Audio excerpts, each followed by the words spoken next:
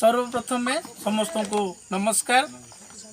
आपण मैंने जानते जे आम एरिया हाथीर आतंक दीर्घ दिन है चली आए विषय आम शनिवार दिन बा अगस्ट 16 तारीख दिन बंद डाकर देइथिलु, किंतु आमर पर्व थिबा कारणरू ताकु स्थगित करी रखा जायतिला।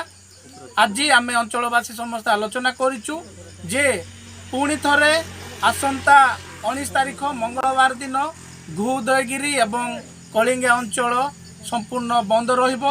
सेदिन संपूर्ण जानवाहन चलाचल बंद रहिबो।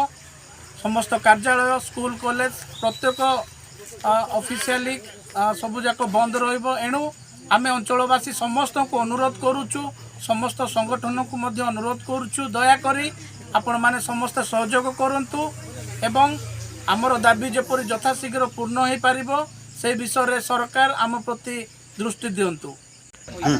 धन्यवाद।